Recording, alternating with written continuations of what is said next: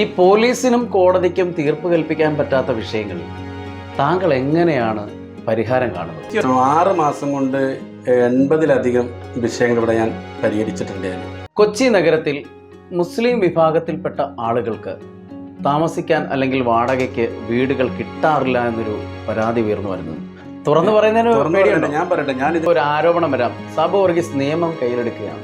ഇവിടെ അധികാരമില്ലാതെ, ഒരു പവർ ഇല്ലാതെ ഒന്നും ഇവിടെ ഒരാൾക്ക് ഒന്നും ചെയ്യാൻ കഴിയില്ല എന്നൊരു കാര്യം മനസ്സിലായി. ഞാൻ 26 ദിവസം കണ്ണൂർ ജയിലിൽ കിടക്കേണ്ട അവസ്ഥയുണ്ടായി. നമസ്കാരം. കേരളത്തിലെ പോലീസ് സ്റ്റേഷനുകളിലും കോടതികളിലും പരിഹരിക്കാൻ കഴിയാത്ത പല വിഷയങ്ങളും വളരെ നിസ്സാരമായി ഒറ്റ ഫോൺ കോളിൽ പരിഹരിക്കുന്ന ഒരു സാധാരണക്കാരനായ മനുഷ്യനുണ്ട് ഇവിടെ കൊച്ചിയിൽ. ആളെ നമുക്കൊന്ന് പരിചയപ്പെടാം.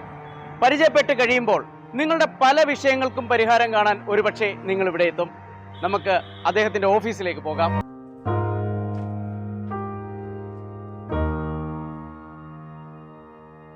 സാധാരണക്കാരനായ ഒരാളെക്കുറിച്ച് ഞാൻ പറഞ്ഞു. അങ്ങനെ പറഞ്ഞാണ് ഈ ഓഫീസിലേക്ക് വന്നത്. ഒരുപാട് പേരുടെ പല പല വിഷയങ്ങൾക്കും ഇവിടെ പരിഹാരം കാണുന്നു എന്നുള്ളതാണ് നമ്മൾ അറിഞ്ഞത്. അതിൻ്റെ കാര്യകാരണങ്ങളെക്കുറിച്ച് അറിയാനാണ് വന്നത്. നമ്മൾ പരിചയപ്പെടുത്തുന്നു ശ്രീ സാബു വർഗീസ്. നമസ്കാരം സാർ. നമസ്കാരം. ആരാണ് സാബു വർഗീസ്? ഈ നിങ്ങൾ കാണുന്ന ഞാനാണ് സാബു വർഗീസ്. ഈ പോലീസിനും കോടതിക്കും തീർപ്പ് കൽപ്പിക്കാൻ പറ്റാത്ത വിഷയങ്ങളിൽ താങ്കൾ എങ്ങനെയാണ് പരിഹാരം കാണുന്നത്? അതിന് ആരാണ് നിങ്ങൾക്ക് അനുമതി നൽകുന്നത്? പോലീസിനും കോടതിക്കും തീർപ്പ് കൽപ്പിക്കാൻ പറ്റാത്ത കാര്യങ്ങൾ എന്ന് പറയുന്നത് തെറ്റാണ്. കാരണം പോലീസിനും കോടതിക്കും ഇവിടെ നിയമം നടപ്പിലാക്കാനാണല്ലോ ഈ 2 സംവിധാനങ്ങളും ഇവിടെ ഉള്ളത്. അതിനും അപ്പുറം ഇവർക്കും ചില പരിമിതികളുണ്ട്. അതായത് ഇവിടുത്തെ നിയമത്തിൻ്റെ വ്യവസ്ഥയാണത്. കാരണം ഒരു പോലീസ് സ്റ്റേഷനിൽ ഒരു സാമ്പത്തിക ഇടപാടുമായിട്ട് ചെല്ലുമ്പോൾ, ഞാൻ ഏറ്റവും കൂടുതൽ എനിക്ക് തോന്നുന്നു സാമ്പത്തികമായിട്ടുള്ള ചീറ്റിംഗ് കേസുകളാണ് എൻ്റെ അടുത്ത് കൂടുതലായിട്ട് വരുന്നത്. അപ്പം പോലീസുകാരുടെ അടുത്ത് ചെല്ലുമ്പോൾ അവർ പറയുന്നത്, പോലീസ് സ്റ്റേഷൻ ചെല്ലുമ്പോൾ പറയുന്നൊരു കാര്യം, സാമ്പത്തിക ഇടപാടുകളിൽ ഞങ്ങൾക്ക് ഇടപെടാൻ പറ്റില്ല. നിങ്ങൾ കണ്ടിട്ടുണ്ടാവും പോലീസ് സ്റ്റേഷൻ്റെ ഒക്കെ വാതക്കൽ ഇങ്ങനെ എഴുതി വെച്ചിട്ടുണ്ടാവും, വലിയ അക്ഷരത്തിൽ എഴുതി വെച്ചിട്ടുണ്ട്, സാമ്പത്തിക ഇടപാടുകളിൽ ഞങ്ങൾ ഇടപെടില്ല, പോലീസിന് ഇടപെടാൻ പാടില്ല എന്നുള്ള രീതി എഴുതി വെച്ചിട്ടുണ്ട്. അപ്പം ഞാൻ ചോദിക്കുന്ന ഈ സാധാരണക്കാരായ ആളുകൾ പിന്നെ എവിടെ പോകും നീതി കിട്ടാൻ വേണ്ടിയിട്ട്? അപ്പം ഇവിടെയുള്ള ഒരുപാട്, അതായത് കേരളത്തിലേക്ക് തോന്നുന്നു ലക്ഷക്കണക്കിന് കേസുകൾ ഇതുമായിട്ട് ബന്ധപ്പെട്ട് കിടപ്പുണ്ട്. ഞാനും അതിൻ്റെ ഒരു ഭാഗവാക്കായ ഒരാൾ കൂടിയാണ്. അതുകൊണ്ടാണ് ഇതിലേക്ക് ഇങ്ങനെ ഒരു സംവിധാനത്തിലേക്ക് ഇറങ്ങാനും വരാനും ഒക്കെ കാരണം. എനിക്ക് തോന്നുന്നു 10-20 വർഷത്തിന് മുകളിലായിട്ട് ഞാൻ ഇങ്ങനെയുള്ള ആളുകളുടെ വിഷയങ്ങളിൽ ഇടപെടുന്ന ഒരാളാണ്. മറ്റൊരാളുടെ പ്രശ്നം, അത് സാമ്പത്തികം എന്നല്ല, ഏത് വിഷയങ്ങളിലും അവരോട് ഇടപെട്ട് അവരുടെ ഒരു പരിഹാരം ഉണ്ടാക്കി കൊടുക്കുക എന്നുള്ളൊരു സിസ്റ്റത്തിൽ പോയിക്കൊണ്ടിരിക്കുന്ന ഒരാളാണ് ഞാൻ. അപ്പം ഇങ്ങനെ ഒരു സംസാരം പുറത്തുനിന്ന് കേൾക്കുന്നു. ഇങ്ങനെ എല്ലാ പ്രശ്നങ്ങളും പോലീസുകാരെ ഒഴിവാക്കിയ, കോടതി ഒഴിവാക്കിയ കേസുകൾ ഏറ്റെടുക്കുന്നു എന്ന് പറയുമ്പം നമ്മൾ ഈ മെഡിക്കൽ കോളേജ് ഒഴിവാക്കിയ രോഗങ്ങൾ എന്ന് പറഞ്ഞ പോലെ അവസ്ഥയാണ്. അവരൊഴിവാക്കിയ കേസുകൾ ഞാൻ ഏറ്റെടുക്കുമ്പോൾ ഞാൻ ഭയങ്കര ആളായി മാറിയില്ലേ? അങ്ങനെയൊന്നുമില്ല ഇതിനകത്ത്. ഇത് സാധാരണ അവരെൻ്റെ അടുത്തൊരു ഒരു ആശ്വാസ വാക്ക് ഇല്ലെങ്കിൽ ഒരു സമാധാനം തേടി എൻ്റെ അടുത്ത് വരുന്നു. അപ്പോൾ ഞാൻ അതിനുള്ള പരിഹാരം കണ്ടെത്തി കൊടുക്കുന്നു എന്നുള്ളതാണ്. ഇങ്ങനൊരു വഴിയിലേക്ക് വരണമെങ്കിൽ ഇതിന് പിന്നിലൊരു കഥയുണ്ടാവും. എങ്ങനെയാണ് സാബു വർഗീസ് ഈ ഒരു നിലയിലേക്ക് എത്തിയത്? ഇങ്ങനൊരു കാര്യം ചെയ്തു കൊടുക്കണമെന്ന്, സാധാരണക്കാരായ ആളുകളുടെ ഇത്തരത്തിലുള്ള വിഷയങ്ങളിൽ ഇടപെടണമെന്ന് എങ്ങനെയാണ് സാബു വർഗീസ് തീരുമാനിച്ചത്? നമ്മുടെ കേരളത്തിൻ്റെ ഒരു പ്രത്യേകത പറയാം കേട്ടോ. മലയാളികൾക്ക് കേരളത്തിലൊരു പ്രത്യേകത, ലോകത്തിലെ ഏറ്റവും അധികം ബുദ്ധിമാൻ എന്ന് പറയുന്ന ആൾ മലയാളികളാണ്. എന്നാൽ ഏറ്റവും അധികം ചീറ്റ് ചെയ്യപ്പെടുന്നതും പറ്റിക്കപ്പെടുന്നതും മലയാളികളാണ്. അങ്ങനെ ഒരു വട്ടം ഞാനും അതുപോലെ അതിൻ്റെ ഇരയായ ഒരാളാണ്. നീതി കിട്ടാതെ, ഇവിടുന്ന് ഈ പറഞ്ഞ കോടതിയിൽ നിന്നും പോലീസ് സ്റ്റേഷനിൽ നിന്നും നീതി കിട്ടാതെ ഒരു 26 ദിവസം കണ്ണൂർ ജില്ലാ ജയിലിൽ വരെ കിടക്കേണ്ട ഒരു അവസ്ഥ എനിക്ക് ഉണ്ടായിട്ടുണ്ട്. അപ്പോൾ അതുകൊണ്ട് അത് ഇപ്പോൾ റീസെൻ്റ്ലിയാണ്, ഒരു 3 വർഷം മുമ്പുള്ളൊരു കഥയാണ്. പക്ഷേ അതിനു മുമ്പും ഞാൻ ഈ ചെയ്ത കാര്യങ്ങൾ ചെയ്തുകൊണ്ടിരിക്കുന്നത് കുറേ വർഷങ്ങളായിട്ട് ഞാൻ ചെയ്തുകൊണ്ടിരിക്കുന്നതാണ്. ദുബായിൽ 14 വർഷത്തോളം ദുബായിലുണ്ടായിരുന്നു. ആ സമയത്തും അതിനു മുമ്പും എനിക്ക് ഇങ്ങനെയുള്ള കാര്യങ്ങളിൽ ആളുകളുടെ വിഷയത്തിൽ ഇടപെടുക എന്നുള്ളത് എൻ്റെ ഒരു ഇതായിരുന്നു. ഞാൻ അങ്ങനെ തന്നെയാണ്. മറ്റൊരാളുടെ പ്രയാസം കാണാൻ കഴിയില്ല എന്നുള്ളതാണ് ഇതിൽ മെയിനായിട്ടൊരു കാര്യം. അപ്പം ഞാൻ ഇറങ്ങാനുള്ളൊരു സാഹചര്യം വേറെ ഉണ്ട്. ഞാൻ സാവധാനം പറയാം. ഈ 27 ദിവസം ജയിലിൽ കിടന്ന ഒരു ജയിൽ പുള്ളിയെന്നും ആരോപിക്കാൻ പറ്റുമോ? അല്ല, ഒരു കുറ്റവാളിയാണ് ജയിലിൽ അടയ്ക്കുന്നത്. കുറ്റവാളിയാണ്. നിയമത്തിൻ്റെ മുമ്പിൽ ഞാൻ ശരിക്കും കുറ്റവാളിയാണ്.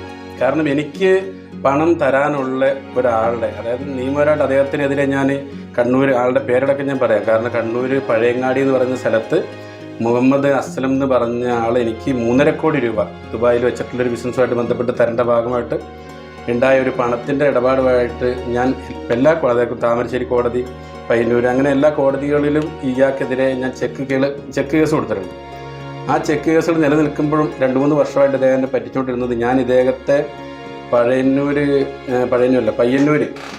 പഴയങ്ങാടി എന്ന സ്ഥലത്തുനിന്ന് ഇദ്ദേഹത്തെ സംസാരിക്കാൻ വേണ്ടിയിട്ട് കൂട്ടിക്കൊണ്ടുവരികയും നാട്ടിലോട്ട് കൂട്ടിക്കൊണ്ടുവരികയും അങ്ങനെ അതൊരു കിഡ്നാപ്പിംഗ് കേസായിട്ട് മാറുകയും ആ കിഡ്നാപ്പിംഗ് കേസിൽ ഞാൻ 26 ദിവസം കണ്ണൂർ ജയിലിൽ കിടക്കേണ്ട ഒരു അവസ്ഥയുണ്ടായി.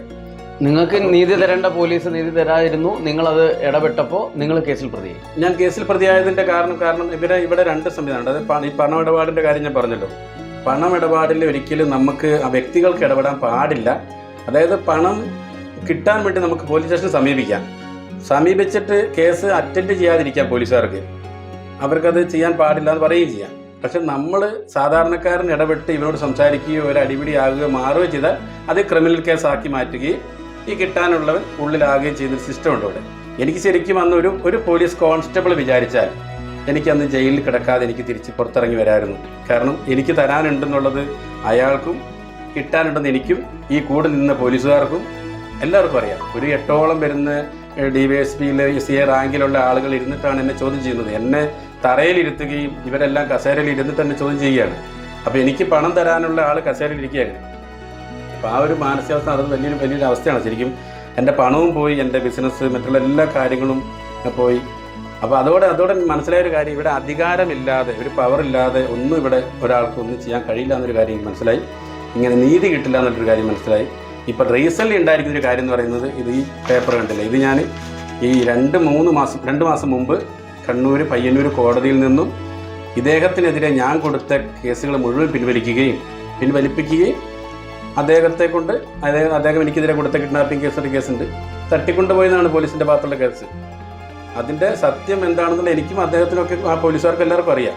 അപ്പം അങ്ങനെ ആ കേസ് ഞാൻ പിൻവലിപ്പിച്ചു, അദ്ദേഹത്തോട് പിൻവലിപ്പിച്ചു. എൻ്റെ കേസ് ഞാൻ ഒഴിവായി. ഇപ്പം ഞാൻ അതിൽ നിന്നും എൻ്റെ 3.5 കോടി രൂപ നഷ്ടപ്പെടുത്തി എന്നുള്ളതാണ് ഇപ്പം ഞാൻ ചെയ്തിരിക്കുന്നൊരു കാര്യം. ഈ കേസ് അത്തരത്തിൽ വീണു പോയത് കൊണ്ടാണ് ഇനി അങ്ങനെ ഒരാൾക്കും വരരുത് എന്ന് കരുതിയാണോ? അത്തരത്തിൽ വീണു പോയതുകൊണ്ടാണ് ഞാനിങ്ങനെ IBA എന്നൊരു പ്രസ്ഥാനം, അതായത് ഞാൻ വ്യാപരിക്കുന്ന ഒരു മേഖല, ഞാൻ റിയൽ എസ്റ്റേറ്റുമായിട്ട് ബന്ധപ്പെട്ട് ബ്രോക്കറായിട്ട് വർക്ക് ചെയ്യുന്ന ഒരാളാണ്. അപ്പോൾ അതുമായിട്ട് ബന്ധപ്പെട്ടിട്ട് ഈ മേഖലയിലുള്ള ആളുകളെങ്കിലും ഇനി ചീറ്റ് ചെയ്യപ്പെടരുത്, ചതിക്കപ്പെടരുത്. ഇതുമായിട്ട് ബന്ധപ്പെട്ടിട്ട് ഇൻവെസ്റ്റേഴ്സും ബിൽഡേഴ്സും ബ്രോക്കേഴ്സും ഒരുപാട് ആളുകൾ ഇതുമായിട്ട് ബന്ധപ്പെട്ട് ചീറ്റ് ചെയ്യപ്പെടുന്നുണ്ട്. അപ്പോൾ അതിന് ഞാൻ കണ്ടെത്തിയ ഒരു മാർഗവും, നമുക്കൊരു അധികാരം വരിക എന്നുള്ളൊരു കാര്യമാണ്. നമുക്ക് എന്ത് കാരണം വെച്ച് നമ്മൾ ചോദിക്കും. ഒരാൾക്ക് അവർക്കൊരു മറുപടി കൊടുക്കണമെങ്കിൽ, അതായത് ഒരാളൊരു പരാതിയുമായിട്ട് വരുമ്പോൾ അവന് നമുക്കൊരു പരിഹാരം കൊടുക്കണമെങ്കിൽ നമ്മുടെ ഭാഗത്തുനിന്നൊരു അധികാരം ഉണ്ടാവണം നമ്മുടെ. അപ്പോൾ അങ്ങനെയാണ് IBA എന്ന് പറഞ്ഞ ഈ പ്രസ്ഥാനം നിലവിൽ വരികയും കേരള ഗവൺമെൻറ്റിൻ്റെ അണ്ടറിൽ ഇതൊരു സൊസൈറ്റി ആയിട്ട് നമ്മുടെ ഒരു രജിസ്റ്റർ ചെയ്യപ്പെട്ടതിന് ശേഷം IBA എന്ന സംഘടനയുടെ സംസ്ഥാന പ്രസിഡൻ്റായി മാറുകയും എനിക്ക് മുമ്പ് ചെയ്തിരുന്ന കാര്യം ഇപ്പോൾ കുറച്ചുകൂടി ഈസി ആയിട്ട് ചെയ്യാൻ കഴിയുന്നു എന്ന് മാത്രമേ ഉള്ളൂ. അപ്പോൾ ഇന്ന വിഷയങ്ങൾ എന്നെ സംബന്ധിച്ചിപ്പം ഇന്ന വിഷയങ്ങളിൽ നിന്ന് മാത്രമല്ല ഇപ്പോൾ വരുന്നത്. എനിക്ക് ഒരുപാട് ആളുകൾ ഗൾഫിൽ നിന്നാണെങ്കിലും അന്യ സംസ്ഥാനങ്ങളിൽ നിന്നാണെങ്കിലും കേരളത്തിൻ്റെ പല ഭാഗത്തു നിന്നൊക്കെ പല വിഷയങ്ങളും വരുന്നുണ്ട്. ഇതൊക്കെ ഞാൻ ഇങ്ങനെ ഒന്നുമില്ല, ആരോടും ഒരു ഭീഷണിയില്ല, ഒന്നുമില്ല. ഞാൻ മനസ്സിലാക്കിയ ഒരു കാര്യം, 2 പേര് തമ്മിലുള്ളൊരു വിഷയം, അത് ഇടയിൽ സംസാരിക്കാൻ ഒരാളില്ലാത്തതിൻ്റെ പേരിലാണ് ഈ ലോകത്ത് നടക്കുന്ന മുഴുവൻ പ്രശ്നങ്ങളുടെയും ഏകദേശം മൂലകാരണം അത് തന്നെയാണ്. 2 പേർക്കിടയിൽ നടക്കുന്ന ഒരു വിഷയം സംസാരിക്കുന്ന ഒരാൾ വേണം. സാധാരണ സെറ്റിൽമെൻറ്റ് കേസുകൾ നമ്മൾ കണ്ടുവരുന്നത്, ഇപ്പോൾ ഒരാളുടെ പൈസ നഷ്ടപ്പെട്ട് കഴിഞ്ഞാൽ അത് പോലീസും കോടതിയും വിട്ടുകളയുമ്പോൾ, അത് അവർക്ക് പരിഹാരമുണ്ടാകാതെ വരുമ്പോൾ അവർ ഗുണ്ടകളെ സമീപിക്കുന്ന ഒരു രീതിയുണ്ട്. പൈസ മേടിച്ചു കൊടുക്കുന്ന, വിരട്ടി മേടിക്കുന്ന, ഭീഷണിപ്പെടുത്തി മേടിക്കുന്ന ഒരു സംവിധാനം ഇന്ന് എത്ര ഇല്ല എന്ന് പറഞ്ഞാൽ ഉണ്ട്. അത്തരത്തിലൊരു രീതി അല്ലല്ലോ സാബു വർഗീസ് നടത്തുന്നത്. ആരെയും ഭീഷണിപ്പെടുത്താറുണ്ട്? നിങ്ങൾക്ക് കൃത്യമായിട്ടും എൻ്റെ മുമ്പിലിരിക്കുന്ന ഈ ഫയലുകൾ മുഴുവനും ഇവിടെ വന്നിരിക്കുന്ന കേസുകളുടെ കാര്യങ്ങളാണ്. ഇപ്പം ഞാൻ റീസെൻ്റ്ലി 6 മാസം കൊണ്ട് 80-ലധികം വിഷയങ്ങൾ ഇവിടെ ഞാൻ പരിഹരിച്ചിട്ടുണ്ട്. ഞാൻ ഇതുവരെ ഈ 27 വർഷത്തോളം, അതായത് ഇത്രയും വർഷക്കാലമായിട്ട് ഞാൻ ഒരാളുടെ കയ്യിൽ നിന്നും ഒരു 1000 രൂപ, 100 രൂപ അല്ലെങ്കിൽ ചായ ഞാൻ വാങ്ങിക്കൊടുത്തിട്ടില്ല. ഞാൻ ഈ ചെയ്തു കൊടുക്കുന്ന കാര്യത്തിന് ഒരാളെങ്കിലും, ഞാൻ ഇത്രയും ലൈവായിട്ട് നിങ്ങളുടെ മുമ്പിൽ പറയുന്നുണ്ടെങ്കിൽ ആർക്ക് വേണമെങ്കിലും വന്ന് സംസാരിക്കാം അതിനെക്കുറിച്ച്. ഞാൻ 1 രൂപ, ഈ ഗുണ്ട എന്ന് പറയുന്നത്, കൊട്ടേഷൻ എന്ന് പറയുന്നത് എപ്പോഴാണ്? ഇവനെന്തെങ്കിലും വാങ്ങുകയും കൊടുക്കുകയും ചെയ്യുമ്പോഴല്ലേ ഇങ്ങനെ സംവിധാനം വരുന്നത്. അങ്ങനെ ഒരു കൈക്കൂലി എന്നുള്ള രീതിയിൽ വാങ്ങിയായിരിക്കുമല്ലോ സാധാരണ ഓരോ പ്രശ്നങ്ങൾ പരിഹരിക്കപ്പെടുന്നത്. അത്തരത്തിലുള്ള കാര്യങ്ങളൊന്നുമില്ല. അത്തരത്തിലുള്ള ഒരു കാര്യങ്ങളും ഇതുവരെ ഇല്ല. അതുകൊണ്ടല്ല ഇപ്പൊ ഞാൻ ഈ വീഡിയോ പുറത്തു വന്നു കഴിയുമ്പോൾ ആരോപണങ്ങൾ വരുമെന്നുള്ളൊരു പേടിയുണ്ട്. എനിക്ക് ഒരു പേടിയില്ല. ഞാൻ 26 ദിവസം എൻ്റെ ലൈഫിൽ ജയിലിൽ എന്ന് പറഞ്ഞല്ലോ. ആ ജയിലിൽ കിടന്ന ആളെന്ന് പറയുമ്പം നിങ്ങൾക്ക് മനസ്സിലാക്കാമല്ലോ ഞാൻ എന്തിനാ വായിക്കുന്നത്. എനിക്കെന്തിനാ ഞാൻ ആരെങ്കിലും പിടിച്ചു വെക്കുകയോ ആരെങ്കിലും ഫോണിലൂടെ ഭീഷണിപ്പെടുത്തുകയോ അല്ലെങ്കിൽ വേറെ ഏതെങ്കിലും രീതിയിൽ അതല്ല ഇവിടെ നിയമം വിരുദ്ധത എന്ന് പറയുന്നത്. ഞാൻ നിയമങ്ങൾ മുഴുവൻ ഏകദേശം എന്തായാലും പഠിക്കാൻ പറ്റി. 26 ദിവസത്തെ ജയിൽവാസം എന്ന് പറയുന്നത് വലിയ കുറേ കാര്യങ്ങൾ പഠിക്കാൻ പറ്റി. ഇവിടെ എന്തൊക്കെ ചെയ്യാം ചെയ്യരുത് എന്നൊക്കെ പഠിക്കാൻ പറ്റി. ഇപ്പൊ ഈ ഒരു ഇന്റർവ്യൂ പുറത്തു വരുമ്പോൾ ഒരു ആരോപണം വരാം, സാബു വർഗീസ് നിയമം കയ്യിലെടുക്കുകയാണ്. അപ്പോൾ ഒരുപക്ഷെ പോലീസ് അങ്ങനെ ആരോപിക്കാം, ഒരു കേസ് വന്നേക്കാം. പൊതുജനങ്ങൾക്കിടയിൽ ഇത് ആരാണ്, എന്താണ്, ഇത് ചെയ്യാൻ എന്ത് അധികാരമാണ് ഇയാൾക്കുള്ളത് എന്നുള്ള ചോദ്യങ്ങൾ വന്നേക്കാം. ശരിക്കും സാബു വർഗീസ് നിയമം കയ്യിലെടുക്കുകയാണോ? അല്ല, ഞാൻ പറയട്ടെ, ഞാൻ കയ്യിലെടുക്കുകയാണെങ്കിൽ കോടതിക്ക് തന്നെ കോടതി വരെ മീഡിയേഷൻ ആളെ വെച്ചിരിക്കുകയാണ്. പുറത്ത് സെറ്റിൽമെൻറ്റിന് കോടതി വരെ ഇപ്പം ഫാമിലി കേസ് വരെ ചെന്നാൽ നിങ്ങൾക്ക് അത് പുറത്ത് സെറ്റിൽമെൻറ്റ് ചെയ്യാനും അവർക്ക് കൗൺസിലിംഗ് കൊടുക്കാനും ഇതിനൊക്കെ കോടതി ഒരാളെ വെച്ചിരിക്കുകയാണ്.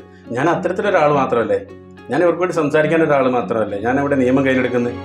ഇതിനെതിരെ വേറൊരാൾ ഒരു യൂട്യൂബ് ചാനലിൽ ഞാൻ കണ്ടിരുന്ന പച്ചയ്ക്ക് പറയുന്നു എന്ന് പറയുന്ന ബെന്നി ജോസഫ് എന്ന് പറയുന്ന മനുഷ്യൻ കുറേ വീഡിയോസ് എനിക്കെതിരെ പറയുകയും ചെയ്യുകയൊക്കെ ചെയ്തിട്ടുണ്ട്. പണമിടപാടുകളിൽ ഇടപെട്ട് ഒരു ഗുഡായിസ് നടത്തുന്നു, സമാന്തര പോലീസ് കൊച്ചിയിൽ എന്നൊക്കെ പറഞ്ഞിട്ടൊക്കെ പറയുന്നുണ്ട്. നിങ്ങൾ സംസ്ഥാന സമ്മേളനം നടത്തി. ആ സംസ്ഥാന സമ്മേളനവുമായി ബന്ധപ്പെട്ട് പല ഇന്നത്തെ പൊളിറ്റീഷ്യന്മാർ ലീഡിങ് ഇവിടുത്തെ MP അടക്കമുള്ളവർ ഇതിനകത്ത് പോസ്റ്ററിലും ബ്രോഷറിലും ഒക്കെ വെച്ചിരുന്നെങ്കിലും പിന്നീട് അവർ പിന്മാറി.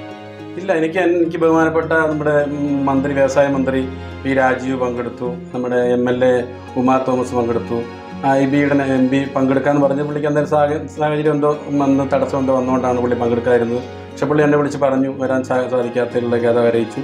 2000-ഓളം ആളുകൾ പങ്കെടുത്തൊരു സമ്മേളനം അവിടെ നടന്നു. കൊച്ചിയിൽ ആദ്യമായിട്ട്, കേരളത്തിൽ ആദ്യമായിട്ട് ഇൻവെസ്റ്റേഴ്സും ബിൽഡേഴ്സും ബ്രോക്കേഴ്സുമായിട്ടൊരു സംസ്ഥാന സമ്മേളനം കൊച്ചിയിൽ ആശിഷ് കൺവെൻഷൻ സെൻറ്ററിൽ വെച്ച് നടന്നു. രാജീവ് സാറൊക്കെ പങ്കെടുത്തിരുന്നു. എല്ലാവർക്കും വളരെ നല്ല അഭിപ്രായം തന്നെയാണ്. ഈ ബ്രോക്കർമാരെന്ന് പറയുമ്പോൾ നമ്മൾ കേട്ടിട്ടുള്ളത് ഈ നാട്ടിൻപുറത്തെ തട്ടുകടകളിലും ചായക്കടലിലൊക്കെ ഒരു പണിയില്ലാതിരുന്നിട്ട് ഏതെങ്കിലും ഒരാൾക്കൊരു വീട് വാടകയുടെ ആവശ്യം വന്നല്ലേ വീട് പെട്ടെന്ന് ഇടപെടുകയാണ് ഇവർ. ഇടപെട്ടിട്ട് ഭീമമായ ഒരു പണം ഇവർ കൈക്കൂലിയായിട്ട് അല്ലെങ്കിൽ ഒരു കമ്മീഷനായിട്ട് പറയുക, ഇങ്ങനെയൊക്കെ കേട്ടിട്ടുണ്ട്. ശരിയാണോ? തെറ്റാണ് അതൊക്കെ. ഞാൻ പറയുന്നത് ഇത് ഈ മേഖലയിൽ ഇനി ഇങ്ങനെയുള്ള തട്ടിപ്പുകൾ ഒരു IBയുടെ മെമ്പർമാർ നിലയിൽ, കാരണം ഇപ്പോൾ എനിക്ക് തോന്നുന്നു ഞാൻ 100-120 ആളെ വെച്ച് തുടങ്ങിയ ഒരു പ്രസ്ഥാനം ശരിക്കും ഈ 18 മാസം കൊണ്ട്, ചുരുങ്ങിയ കാലയളവാണ്, 18 മാസം കൊണ്ട് ഇന്ന് 7800-ലധികം ആളുകൾ IBയുടെ ID കാർഡ് അടിച്ചു. 12,000-ഓളം ആളുകൾ ഇപ്പം നമ്മുടെ ഈ ഒരു IB സംഘടനയിലുണ്ട്. അത് കേരളത്തിലുള്ള മുഴുവൻ റിയൽ എസ്റ്റേറ്റുമായിട്ട് ബന്ധപ്പെട്ടിട്ടുള്ള ആളുകളൊക്കെ ഒരു അവയർനെസ് കൊടുക്കുകയും അവരെ ബോധവൽക്കരിക്കുകയും അവർക്ക് നല്ല നല്ല ക്ലാസ് കൊടുക്കുകയും ഈ മേഖലയിൽ ആരും ചതിക്കപ്പെടാതിരിക്കുകയും ചീറ്റ് ചെയ്യപ്പെടാതിരിക്കുകയും അമിതമായിട്ടുള്ള കമ്മീഷൻ വാങ്ങാതിരിക്കുകയും അങ്ങനെയുള്ള കാര്യങ്ങൾ ചെയ്തുകൊണ്ടിരിക്കുകയാണ് നമ്മൾ ഈ പത്രദൃശ്യ മാധ്യമങ്ങളിൽ ഒരു കാലം മുതൽ ഇപ്പോഴും നമ്മൾ പറയുന്നത് റിയൽ എസ്റ്റേറ്റ് മാഫിയ എന്ന് പറയുന്നത്, കച്ചവട മാഫിയ, ഓരോന്നിനും മണൽ മാഫിയ എന്ന് പറയുന്ന പോലെ റിയൽ എസ്റ്റേറ്റ് മാഫിയ, ആ ഒരു മാഫിയയുടെ ഭാഗമാണോ ശരിക്കും താങ്കൾ? ഞാൻ അതിലാണോ ചോദിക്കുന്നത്? അതെ, ഞാൻ റിയൽ എസ്റ്റേറ്റ് മാഫിയയുടെ ഭാഗമാണ്. കാരണം റിയൽ എസ്റ്റേറ്റ് മാഫിയ എന്ന് പറയുന്നത് ഇത് ഈ മേഖലയിൽ തൊഴിൽ ചെയ്യുന്ന ഒരു വിഭാഗത്തിനെയാണ് ഈ റിയൽ എസ്റ്റേറ്റ് മാഫിയ എന്ന് പറയുന്നത്. അതല്ലാണ്ട് നിങ്ങൾ സിനിമയിൽ കണ്ടിരിക്കുന്ന ഗുണ്ടായസത്തിൽ പറയുന്നത് ആ മാഫിയ അല്ല. ഡ്രഗ്സ് മാഫിയ എന്നൊക്കെ പറയുമ്പോൾ കൊട്ടേഷൻ മാഫിയ ഇതല്ല. ഇത് ശരിക്കും ഇത് റിയൽ എസ്റ്റേറ്റിൻ്റെ ഈ തൊഴിൽ ചെയ്ത് ജീവിക്കുന്ന ഒരു കൂട്ടം ആളുകളുടെ കൂട്ടത്തിൽ ജീവിക്കുന്ന ഒരാളാണ് ഞാൻ ഇതിലേക്ക് യാദൃശ്യമായിട്ട് വന്നൊന്നല്ല. ഞാൻ കുറേ കാലങ്ങളായിട്ട് ചെയ്തുകൊണ്ടിരിക്കുന്ന ഒരു കച്ചവടം, അതായത് ഏത് മനുഷ്യനും ഏത് തൊഴിൽ നിൽക്കുന്നവനും ഇറങ്ങി വരാൻ പറ്റുന്ന ഒരു മേഖലയാണ് ഈ കച്ചവട മേഖല എന്ന് പറയുന്നത്. അത് തികച്ചും സത്യസന്ധവും സുതാര്യവുമായിട്ട് എനിക്ക് തോന്നുന്നു കൊച്ചിയിലൊക്കെ എന്ന് പറഞ്ഞാൽ നമ്മൾ അത്രയും വിശ്വസ്തയോടെ ആണ് ഞങ്ങളുടെ ഈ മെമ്പേഴ്സും ഞങ്ങളും ഇതുമായിട്ട് മുന്നോട്ട് പോകുന്നത്. സാബു വർഗീസ് പറഞ്ഞു, വിവിധ യൂട്യൂബ് ചാനലുകൾ നടത്തുന്നവർ, ചില സാമൂഹിക പ്രവർത്തകരെന്ന് അവകാശപ്പെടുന്നവർ, രാഷ്ട്രീയക്കാരൊക്കെ സാബു വർഗീസിനെ ചോദ്യം ചെയ്തുകൊണ്ട് യൂട്യൂബ് ചാനലിലൂടെ വന്നു. ഒരു സാധാരണക്കാരൻ്റെ നിലയിൽ നിന്നുകൊണ്ട് സാധാരണക്കാരുടെ പ്രശ്നങ്ങളിൽ നേരിട്ടിടപെട്ട് പല പ്രശ്നങ്ങൾക്കും പരിഹാരം കണ്ടുകൊണ്ടാണ് ഇപ്പോൾ സാബു വർഗീസ് മുന്നോട്ട് പോകുന്നത്. അതിലുള്ള ഒരു അസൂയയാണോ ശരിക്കും ഇങ്ങനെ ഒരു എതിർപ്പ് വരാൻ കാരണം? മനുഷ്യൻ ഉള്ളിടത്തോളം കാലം, ജീവിച്ചിരിക്കുന്നിടത്തോളം കാലം, മലയാളിയെ സംബന്ധിച്ച് പ്രത്യേകിച്ചും അസൂയയും കുശുമ്പും ഇല്ലാത്ത ഒരാളില്ല. ഈ കഴിഞ്ഞ ദിവസം തന്നെ നമ്മൾ കണ്ടിട്ടുണ്ടാവും ബോബി ചെമ്മണ്ണൂരിൻ്റെ ഒരു വാർത്ത. ഞാൻ അദ്ദേഹത്തിന് അനുകൂലമായിട്ട് വീഡിയോയിൽ പറഞ്ഞ ഒരാളാണ് ഞാൻ.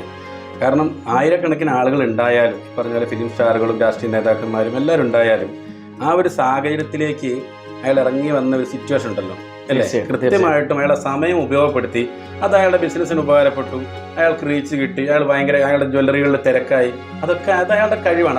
അത് ആ ഭാഗം മാറ്റി വെച്ചേക്കും. പക്ഷെ അതോടൊപ്പം ഒരു മനുഷ്യൻ അതോടൊപ്പം രക്ഷപ്പെട്ടത് ഒരു മനുഷ്യന്റെ 18 വർഷം ജയിൽവാസം അനുഭവിച്ച ഒരു മനുഷ്യൻ. ഞാൻ ജയിലിൽ കിടന്നുകൊണ്ട് മാത്രം പറയല്ല, ഞാനൊരു പ്രവാസിയായിരുന്നു 14 വർഷത്തോളം. അപ്പം ഈ ജയിലിൽ കിടക്കുന്ന അയാളെ രക്ഷപ്പെടുത്തി അയാളുടെ ഉമ്മ 18 വർഷമായിട്ടൊരു മകനെ കാണാത്ത ഉമ്മ. അപ്പം അതേ ഒരു സിസ്റ്റമാണ് ഇവിടെയുള്ളത്. ഈ IBA എന്ന് പറയുന്ന സിസ്റ്റത്തിലേക്ക് ഞാൻ വരികയും ഇതിന് ഞാൻ പ്രവർത്തിക്കുകയും ചെയ്യുന്നതിൻ്റെ ഭാഗം ഇത് തന്നെയാണ്. ആയിരക്കണക്കിന് 100 കണക്കിന് അതിലും അത്രമാത്രം ആളുകൾക്ക് എനിക്ക് ആശ്വാസം കൊടുക്കാൻ കഴിയുന്നുണ്ടെന്നാണ് എനിക്ക് മനസ്സിലായത്. നിങ്ങളിപ്പം വന്നപ്പോഴും കണ്ടിട്ടുണ്ടാവും 3-4 പേര് പുറത്ത് വെയിറ്റ് ചെയ്യുന്നുണ്ട്. ഇത് കഴിഞ്ഞിട്ട് വേണം എനിക്ക് അവരോട് സംസാരിച്ചിട്ട് അവരുടെ പ്രശ്നം തീർത്ത് വിടാൻ വേണ്ടിയിട്ട്. അപ്പോൾ ഇത് അസൂയ തോന്നുക എന്നുള്ളത് നിങ്ങളൊരു ചാനലിൽ നിൽക്കുന്ന ഒരാളാണ് ഞാൻ പറയാം. നിങ്ങൾക്കും വേണമെങ്കിൽ എനിക്കും അവർക്കും ഇടയിലുള്ള ഒരു വിഷയമുണ്ടല്ലോ, എന്താണ് നിങ്ങൾ തമ്മിലുള്ള വിഷയം? നിങ്ങൾക്ക് എന്തെങ്കിലും തരാനുണ്ടോ? നിങ്ങളുമായിട്ട് ബന്ധപ്പെട്ട ആൾക്കാർക്ക് ആർക്കെങ്കിലും സാബു വർഗീസ് കൊടുക്കാനുണ്ടോ നിങ്ങൾക്ക് അറിയാവോ? അല്ലെങ്കിൽ അയാൾ ഏതെങ്കിലും രീതിയിൽ അയാൾ ആരെങ്കിലും പീഡിപ്പിക്കുകയോ വേറെ കളവ് നടത്തുകയോ എന്തെങ്കിലും ചെയ്തതായിട്ട് നിങ്ങൾക്ക് അറിയാവോ എന്ന് ചോദിക്കാൻ ഒരാളില്ല ഇവിടെ. എന്നെക്കുറിച്ച് പറയുന്നതാണ് നിങ്ങൾ കേട്ടിരിക്കുന്നത്. എന്നാൽ ഇദ്ദേഹം എന്ത് ചെയ്തു എന്ന് ചോദിക്കാൻ അവിടെ ആരും ചെല്ലുന്നില്ല എന്നുള്ളതാണ്. അപ്പോൾ കുറച്ച് ആളുകൾ അങ്ങനെ പറയുന്നു, ഞാൻ ആ കുറച്ച് ആളുകളെ ഞാൻ മൈൻഡ് ചെയ്യുന്നില്ല എന്നുള്ളതാണ്. എൻ്റെ യാത്രയായിട്ട് ഞാനിങ്ങനെ പോയിക്കൊണ്ടിരിക്കുന്നു. ഞാൻ ഭാര്യയും 3 മക്കളും ഒക്കെ ആയിട്ട് ഇങ്ങനെ ഒരു കുഴപ്പമില്ലാണ്ട് ഇങ്ങനെ പോകുന്നു. അപ്പം എനിക്ക് അവരെ ഒന്നും മനസ്സിലാക്കി കൊടുത്തിട്ട് എൻ്റെ പ്രശ്നങ്ങൾ, മറ്റുള്ള പ്രശ്നങ്ങൾ തീർക്കാൻ എനിക്ക് കഴിയില്ല. അവരെ എല്ലാം ബോധ്യപ്പെടുത്തി കൊടുത്തിട്ട് എൻ്റെ യാത്ര ഇങ്ങനെയാണെന്നൊന്നും ബോധ്യപ്പെടുത്തുക. എൻ്റെ മുമ്പിലിരിക്കുന്ന ഈ ഡോക്യുമെൻറ്റ്സ് ഒക്കെ കാണുന്നുണ്ടാവും. എല്ലാം ഇതിങ്ങനെ തന്നെ ഉണ്ട്. ഞാനിവിടെ ഉണ്ട്, ഇത് ഇങ്ങനെ തന്നെ ഉണ്ടാവും. ആർക്ക് എപ്പോഴെങ്കിലും വന്നിട്ട് എന്ത് കാര്യങ്ങൾ ചോദിക്കാം. ഇപ്പം സാബു വർഗീസ് എന്ന് പറയുമ്പോൾ ഒരാൾ വന്ന് നേരിട്ട് കാണുമ്പോൾ പെട്ടെന്നൊരു വളരെ വലിയൊരു ഗൗരവക്കാരൻ, ഫിസിക്കലി നോക്കുമ്പോൾ തന്നെ ഒരു ആഞ്ഞ മനുഷ്യൻ, ആചാനബാഹുവായ ഒരു മനുഷ്യൻ. അപ്പോൾ ഈ ആളിൻ്റെ മുന്നിലേക്ക് ഒരു പ്രശ്നവുമായിട്ട് വരുമ്പോൾ പരിഹരിക്കപ്പെടുമെന്ന് ഒരു വിശ്വാസത്തിൻ്റെ പുറത്തായിരിക്കുമല്ലോ വരുന്നത്. പക്ഷെ താങ്കളെ വന്ന് കാണുമ്പോൾ താങ്കൾ സോഫ്റ്റായിട്ട് കാര്യങ്ങൾ പറഞ്ഞ് മനസ്സിലാക്കി ഇതിന് പരിഹാരം കാണുമെന്ന് പറയുമ്പോഴും താങ്കളെ വന്ന് നേരിട്ട് കാണുന്ന ഒരാൾക്ക് ഭീതിയോടെ ആയിരിക്കുമല്ലോ താങ്കളെ വന്ന് കാണുക. അത് നിങ്ങൾ കാണുന്ന നമ്മുടെ കാഴ്ചയാണ് അതിൻ്റെ പ്രശ്നം. നിങ്ങൾ എന്നെ എങ്ങനെ കാണുന്നു എന്നുള്ളത് അത് നിങ്ങളുടെ ഭാഗത്തുള്ള ഇതാണല്ലോ. എനിക്കറിയില്ല നിങ്ങളെങ്ങനെ കാണുന്നുള്ളത്. എന്നോടൊരു അരമണിക്കൂറെങ്കിലും സംസാരിക്കണം. ശരിക്കും ഞാൻ ആർക്കും പെട്ടെന്ന് എന്നെ വിട്ടുകൊടുക്കാറില്ല. എന്നോട് ഞാൻ ഒരാളുടെ നമ്പർ സേവ് ചെയ്ത് വെക്കുന്നത് വരെ ഞാൻ വെക്കുന്നത് പോലും അവരുമായിട്ട് ഞാൻ നാളെ വരേണ്ട ആളാണെങ്കിൽ മാത്രമേ സേവ് വരെ ചെയ്യാറുള്ളൂ. അപ്പം എന്നെ നിങ്ങൾ എങ്ങനെ കാണുന്നു എന്നുള്ളത് നിങ്ങളുടെ ഇഷ്ടമാണ്. എന്നെ സംബന്ധിച്ച് ഇതാണ് ഞാൻ. എൻ്റെ രൂപം, എൻ്റെ ഫിസിക്കൽ അപ്പിയറൻസ് ഒന്നും നോക്കിയിട്ട് എന്നോട് ആരും ഇടപെടരുത്. ഞാൻ അവർക്ക് വേണ്ടുന്ന കാര്യങ്ങൾ ചെയ്യാൻ പറ്റുന്നുണ്ടോ എന്ന് മാത്രമേ ഇപ്പോൾ റീസെൻ്റ്ലി ഞാൻ എൻ്റെ അടുത്ത് കൃത്യമായി എഴുതി പരാതിയൊക്കെ കൃത്യമായിട്ട് വന്നാൽ മാത്രമേ ഞാൻ നോക്കാറുള്ളൂ. മുമ്പ് ഫോൺ കോളിലൊക്കെ ഞാൻ അവർക്ക് വേണ്ടിയിട്ട് ഞാൻ സംസാരിച്ചിരുന്നൊരു സമയം ഉണ്ടായിരുന്നു. ഇപ്പം അങ്ങനെയൊന്നുമില്ല. ഇപ്പോൾ എല്ലാ കാര്യങ്ങളും കൃത്യമായി പഠിച്ചിട്ട് മാത്രമേ ഞാൻ ഇടപെടാറുള്ളൂ. ഇത്തരത്തിൽ വിഷയങ്ങൾ മുന്നിലേക്ക് വരുമ്പോൾ അത് പരിഹരിക്കാൻ ഇറങ്ങിത്തിരിക്കുമ്പോൾ പല പ്രശ്നങ്ങളും നേരിടേണ്ടി വരില്ല. നിറയെ പ്രശ്നങ്ങൾ, ഒരുപാട് ശത്രുത ഭയങ്കരമായിട്ട് വളരുന്നു എന്നുള്ളത്. കാരണം ഒരാളെ പറ്റിക്കുമ്പോൾ എനിക്ക് 9.5 കോടി രൂപ കൊടുക്കാനുള്ളൊരു വിഷയം, അതാണ് ഒരു യൂട്യൂബ് ചാനലുകാരൻ പറഞ്ഞത്. 9.5 കോടി രൂപ 10 വർഷമായി ഒരു ഉപ്പയും മകനും എൻ്റെ അടുത്ത് ഇങ്ങനെ കയറി ഇറങ്ങാൻ തുടങ്ങിയിട്ട് ഒരു 8 മാസത്തോളമായി. ഞാനിപ്പോൾ സംസാരിച്ചുകൊണ്ടിരിക്കുന്നുണ്ട് എൻ്റെ വിഷയം. അതെന്തുകൊണ്ട് കോടതിയും ഇല്ലെങ്കിൽ പോലീസും അവർക്ക് കേസുണ്ട്. ഞാനിപ്പോൾ കഴിഞ്ഞ ദിവസം ഒരു കേസ് 19 വർഷമായി 7 ലക്ഷം രൂപ കൊടുക്കാനുള്ളത്. അതിലൊരു 50,000 രൂപയുടെ ചെക്ക് കൊടുത്തിട്ട് 17 വർഷമായി. 50,000 രൂപയുടെ ചെക്ക് നമുക്ക് ഒരു കേസ് 17 വർഷമായിട്ട് ഈ കഴിഞ്ഞ മാസം കൂടി അദ്ദേഹത്തിന് കോടതിയിൽ നിന്ന് നോട്ടീസ് വന്നിട്ട് പോയിരിക്കുന്നു. അതായത് കിട്ടാനുള്ളവൻ പോകണം, ഈ ചെക്ക് കൊടുത്തവനും പോകണം, കിട്ടാനുള്ളവൻ പോകണം. പോയില്ലെങ്കിൽ കുഴപ്പമില്ല. ഈ 17 വർഷമൊക്കെ ഒരു 50,000 രൂപയുടെ ചെക്ക് കേസ് നിൽക്കുക എന്ന് പറയുമ്പോൾ എന്താണ് ഈ കേരളത്തിൻ്റെ അവസ്ഥ? എത്രമാത്രം കേസുകൾ ഞാൻ പെട്ടെന്ന് യുദ്ധകാല അടിസ്ഥാനത്തിൽ തീർക്കേണ്ട എന്തോരം വിഷയങ്ങൾ. ഞാൻ വീണ്ടും അതായത് ഗൾഫ് രാജ്യത്തിൽ ജീവിച്ച ഒരാൾക്ക് ഇവിടുത്തെ ഈ ഒരു സംവിധാനത്തെ സിസ്റ്റത്തിന് മാറ്റം വരുത്തേണ്ടതുണ്ട്. ശരിക്കും ഇത് പൊളിച്ചെഴുതേണ്ട സമയം എപ്പോഴോ കഴിഞ്ഞു. നമ്മളൊക്കെ 100 വർഷം ഇപ്പോഴും പുറകിലാണ് ജീവിക്കുന്നത്. കേരളത്തിലെ മലയാളികൾ 100 വർഷം പുറകിലാണെന്ന് ഞാൻ പറയും. 100 വർഷം പുറകിലാണ്. എന്തുകൊണ്ട്? കാരണം എല്ലാ രീതിയിലുള്ള വ്യവസായങ്ങൾക്കും എല്ലാ കാര്യങ്ങൾക്കുമുള്ള സംവിധാനം കേരളത്തിലുണ്ട്. എന്തുകൊണ്ട് അത് ഡെവലപ്പ് ആകുന്നില്ല? എന്തുകൊണ്ട് ഒരു പുതിയൊരു സംസ്കാരം ഉണ്ടാകുന്നില്ല? സാബു വർഗീസിന്റെ ഈ തുറന്നു പറച്ചിലുകൾ പിന്നീട് ഭാവിയിൽ ദോഷം ചെയ്യുന്നു. എനിക്കിനി ഒന്നുമില്ല. എൻ്റെ 50 വയസ്സായി. ഞാൻ പറഞ്ഞു എൻ്റെ മക്കള് എനിക്ക് കിട്ടാത്ത നീതികേട് കൊണ്ട്, എനിക്കിവിടെ കിട്ടാത്ത നീതി, ആ നീതിക്ക് വേണ്ടിയിട്ട് അവരിന്ന് നിയമപരമായിട്ടുള്ള നിയമം പഠിച്ചുകൊണ്ടിരിക്കുകയാണ് കുട്ടികൾ. കാരണം ഇവിടെ ഞാൻ മറ്റുള്ള ആളുകളൊക്കെ വിദേശത്തേക്ക് മക്കളെ വിടുമ്പോൾ എൻ്റെ മക്കൾ ഇവിടെ തന്നെ നിന്നിട്ട് ഇനിയിപ്പോൾ ഞാനല്ലെങ്കിൽ മറ്റൊരാൾ വരണം ഇത് സംസാരിക്കാൻ. വെറുതെ കുറേ ആളിങ്ങനെ പച്ചയ്ക്ക് പറയും, യൂട്യൂബിൽ പറയും ചെയ്തിട്ട് കാര്യമുണ്ട്. ആൾക്കാർക്ക് നീതി കിട്ടണ്ടേ? ഇവിടെ കുറേ ദിവസം നിങ്ങൾ കാണുന്നില്ല, എത്രയോ ആളുകൾ വീഡിയോ ചെയ്യുന്നു, എന്തൊക്കെ പറയുന്നു. അതിനുള്ള എന്തെങ്കിലും പരിഹാരങ്ങൾ കാണുന്നുണ്ടോ?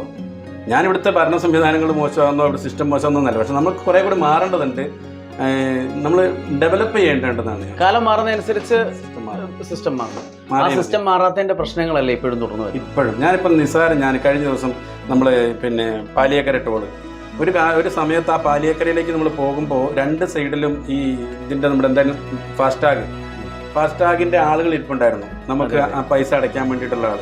ഇപ്പോൾ റീസെൻ്റ്ലി ആ ഭാഗത്ത് പണ്ടത്തെ കുരുവികൾ ഇല്ലാണ്ടായിപ്പോയപോലെ, തുമ്പി ഇല്ലാതായിപ്പോയപോലെ ഈ സംഭവം ഇല്ലാണ്ടായിപ്പോയി. ഇപ്പോൾ ആ രണ്ട് സൈഡിൽ ആളുകളില്ല ഇപ്പം. അപ്പോൾ ഞാൻ പൈസ അടയ്ക്കാൻ വേണ്ടി ചെല്ലുമ്പോൾ ഞാൻ ചോദിച്ചു എന്ത് ഇവർ, എനിക്കറിയില്ല അടയ്ക്കാൻ എങ്ങനെയാണെന്നുള്ളത്. അപ്പോൾ അതിന് അടയ്ക്കാനുള്ള ആളുകൾ അതില്ല. അപ്പോൾ ഇവരുടേതായിട്ടുള്ള ഒരാളെ അതിൻ്റെ ഉള്ളിൽ ഇരുത്തിയിട്ടുണ്ട്. ഈ മറ്റുള്ള ആളുകൾ അവിടെ നിന്ന് ഒഴിവാക്കി എന്താണെന്ന് വെച്ചാൽ ഈ ടോൾ നമ്മൾ ഫാസ്ടാഗ് ഇല്ലാതെ പോയാൽ ഡബിൾ ചാർജാണ്. നമ്മൾ അവിടെ നിർത്തിയിട്ട് ടാഗ് ചെയ്ത് പൈസ കയറ്റിക്കഴിഞ്ഞാൽ ഡബിൾ ചാർജ് വേണ്ടല്ലോ, സിംഗിൾ സൈഡ് 90 കൊടുത്താൽ പോരെ. അത് ചെയ്യാതിരിക്കാൻ അവിടെ നിന്നുള്ള ആളുകളെ മുഴുവൻ ഒഴിവാക്കി എന്നുള്ള രണ്ട് സൈഡിലുള്ള ആളുകൾ. ഇതിനാരോടെ ചോദിക്കുക? അങ്ങനെ ചെറിയ ചെറിയ കാര്യങ്ങൾ ഒരു സ്ഥലത്തും സർവീസുകൾ കൃത്യമായി കിട്ടുന്നില്ല. ഇത്രയും പൈസ ടോളിൽ വാങ്ങുന്നതല്ലേ പാലിയേക്കര, അതൊക്കെ സിമ്പിളായിട്ട് ചെയ്യാൻ പറ്റുന്ന കാര്യങ്ങളല്ലേ. ഒരു വണ്ടി അങ്ങ് കടന്നു പോകുമ്പം അവൻ്റെ വണ്ടിയിൽ നിന്ന് ഓട്ടോമാറ്റിക്കായിട്ട് പൈസ കട്ടായി പോകുന്നൊരു സിസ്റ്റം സാധിക്കുന്ന പറയാം ദുബായിൽ. വണ്ടി അങ്ങ് കടന്നു പോകുന്നു, അവനൊരു വർഷം പൈസ അടച്ചില്ലെങ്കിലും അവൻ ഒരു വർഷം കഴിയുമ്പം കൃത്യമായിട്ടും ആ വണ്ടി പിന്നെ ബ്രേക്കിന് കൊണ്ട് ചെല്ലുമ്പം അവൻ്റെ ഫൈനും അവൻ്റെ കാര്യങ്ങളെല്ലാം അവരൊരു ഫയലായിട്ട് കൊണ്ട് കൊടുക്കും. അവൻ്റെ രോഗവിവരങ്ങളൊരു ഫയലായിട്ട് കൊടുക്കും. അതെല്ലാം ഫില്ല് ചെയ്ത് ക്ലിയറാക്കി പൈസ അടച്ച് കൊണ്ട് ചെന്നാൽ മാത്രമേ വണ്ടി റിന്യൂ ആവുന്നുള്ളൂ. അപ്പോൾ എന്തുകൊണ്ട് ഇങ്ങനെയുള്ള ചെറിയ ചെറിയ കാര്യങ്ങളൊക്കെ നമുക്ക് എന്തുകൊണ്ട് ചെയ്യാൻ പറ്റുന്നില്ല? ഈ റിയൽ എസ്റ്റേറ്റിൻ്റെ ഭാഗമായതുകൊണ്ട് ചോദിക്കാം, ഇത് കൊച്ചി നഗരമാണ്. ഈ ഒരു സംശയം ചോദിക്കുകയാണ്, നമ്മൾ നേരത്തെ കേട്ടിരുന്ന ഒരു വാർത്തയുമാണ്.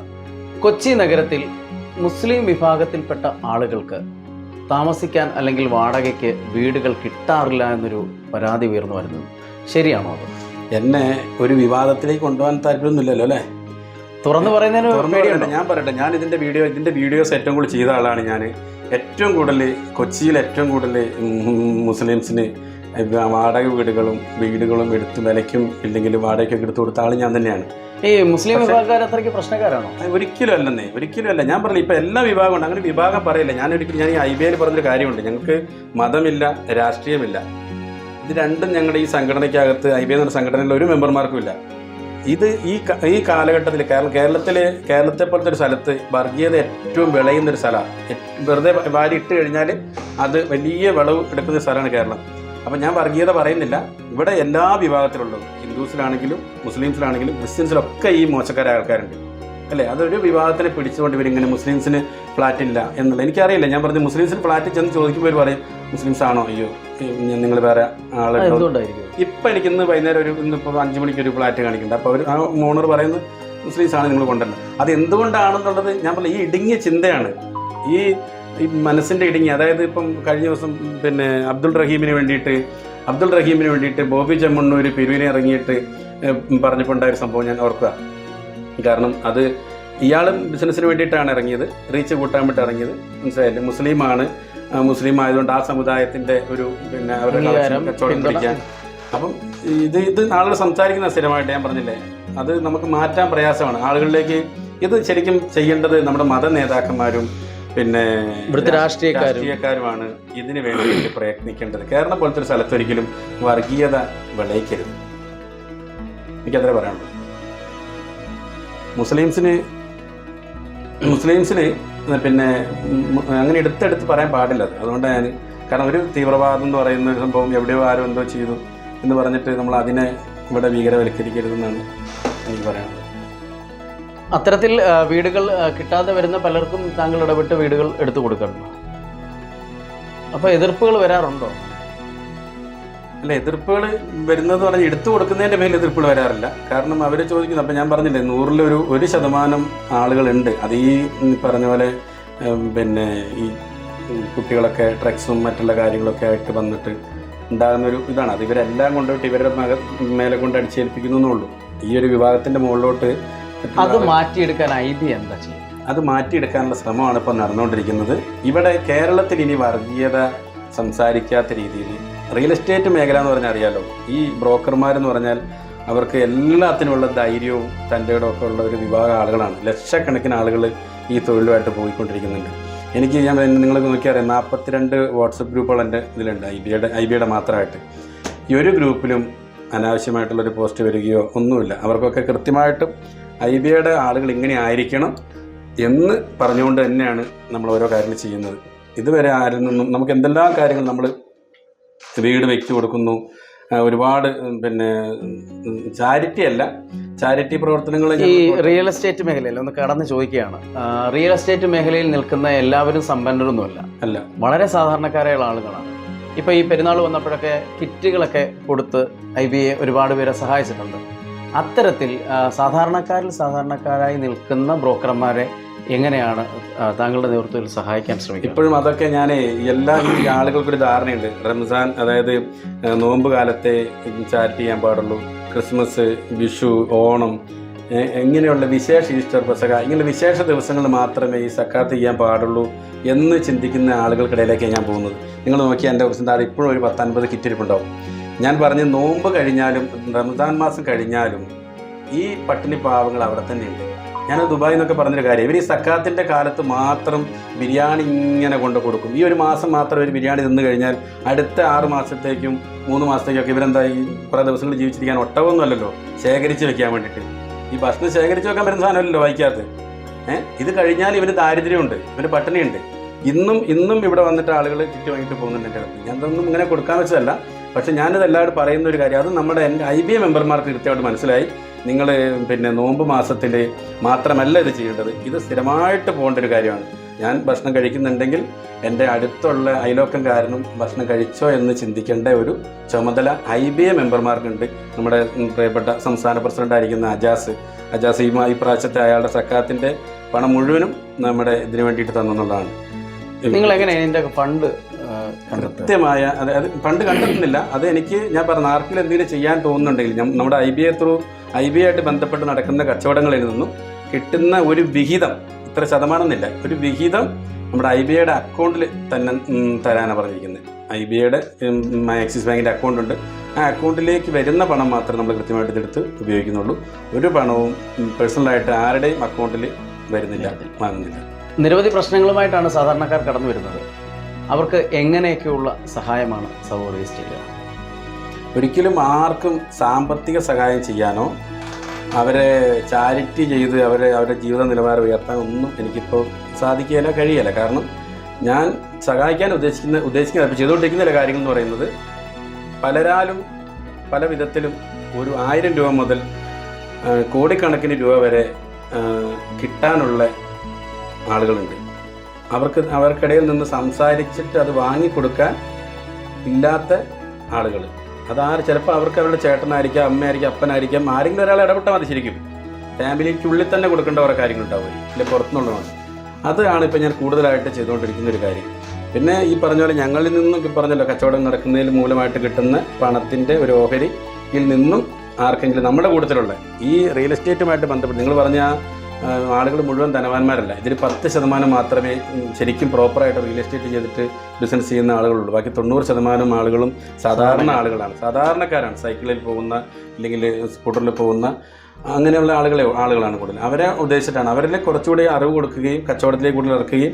ഇപ്പോൾ ഡിജിറ്റൽ മാർക്കറ്റിംഗ് നടന്നുകൊണ്ടിരിക്കുന്നത് മുഴുവൻ. പണ്ടൊക്കെ നമുക്ക് ആളുകൾ ഇങ്ങനെ കച്ചവടം പിന്നെ നാട്ടിൻപുറത്തൊക്കെ ഇപ്പോഴും വല്ലപ്പോഴും വരുന്ന കുറച്ച് കസ്റ്റമർ ഉണ്ടാവുള്ളൂ. ഇവിടെ എറണാകുളം പോലത്തെ സ്ഥലത്തൊക്കെ എന്ന് പറഞ്ഞാൽ ഒരുപാട് കസ്റ്റമേഴ്സ് ഉണ്ട്. അപ്പോൾ അവർക്കൊക്കെ കച്ചവടം ചെയ്യാനുള്ള ഒരു വേദി ഉണ്ടാക്കി കൊടുക്കുക, ഒരു പ്ലാറ്റ്ഫോം ഉണ്ടാക്കി കൊടുക്കുക. അവർക്ക് നമ്മൾ ഒരു ടോപ്പ് സൈറ്റ് എന്ന് പറഞ്ഞൊരു ആപ്ലിക്കേഷൻ നമ്മൾ ചെയ്തിട്ടുണ്ട്. മലപ്പുറത്തു നിന്ന് നമ്മൾക്ക് സൗജന്യമായിട്ട് IBAയുടെ മെമ്പർമാർക്ക് വേണ്ടിയിട്ട് അവരുടെ പ്രോപ്പർട്ടികൾ ടോപ്പ് സൈറ്റ്. അപ്പോൾ അതൊരു നല്ലൊരു പ്ലാറ്റ്ഫോമാണ്. അതിൽ നമ്മുടെ പ്രോപ്പർട്ടികൾ അവർക്ക് പോസ്റ്റ് ചെയ്യാം, ഫ്രീ ആയിട്ട് സൗജന്യമായിട്ട് പോസ്റ്റ് ചെയ്യാം.